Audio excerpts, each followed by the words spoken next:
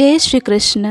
सभी सब्सक्राइबर बंधुओं से विनम्र निवेदन है कि श्रीमद् भगवत गीता के श्लोकों को कृपया शेयर कर ज़्यादा से ज़्यादा लोगों तक पहुँचाएं, क्योंकि श्रीमद् भगवत गीता सनातन धर्म का एक प्रमुख ग्रंथ है जो मानव जीवन के संपूर्ण धर्म दर्शन को सर्वश्रेष्ठ रूप से प्रस्तुत करता है।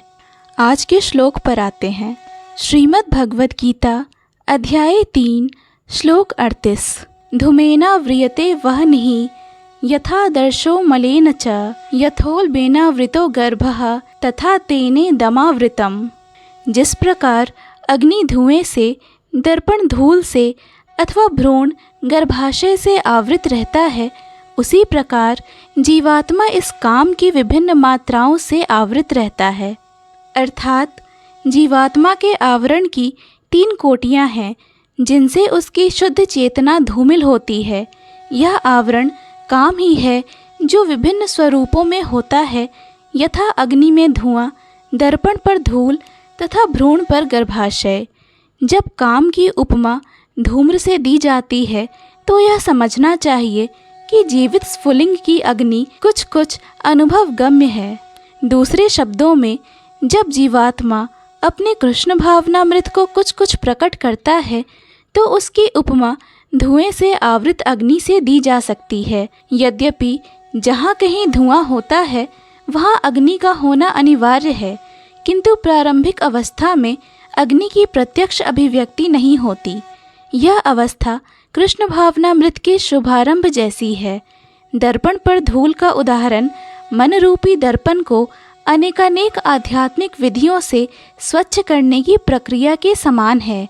इसकी सर्वश्रेष्ठ विधि है भगवान के पवित्र नाम का संकीर्तन। गर्भाशय द्वारा आवृत भ्रूण का दृष्टांत असहाय अवस्था से दिया गया है, क्योंकि गर्भ स्थित शिशु इधर उधर हिलने के लिए भी स्वतंत्र नहीं रहता। जीवन की यह अवस्था वृक्षों के समान है। वृक्ष भी जीवात्माएं हैं, किंतु उनमें काम की प्रबलता को देखते हुए उन्हें ऐसी योनि मिली है कि वे प्रायः चेतना शून्य होते हैं। धूमिल दर्पण पशु पक्षियों के समान है और धूम्र से आवृत अग्नि मनुष्य के समान है।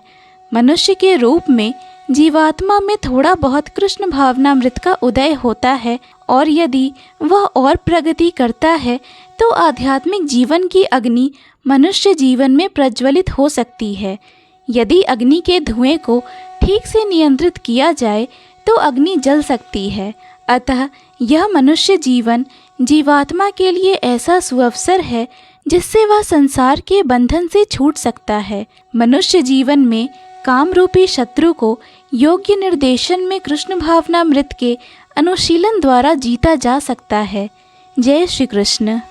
पूर्ण भगवत गीता के श्लोकों को सुनने और समझने के लिए कृपया इस चैनल को सब्सक्राइब करें। वीडियो पसंद आया हो तो लाइक और शेयर करें।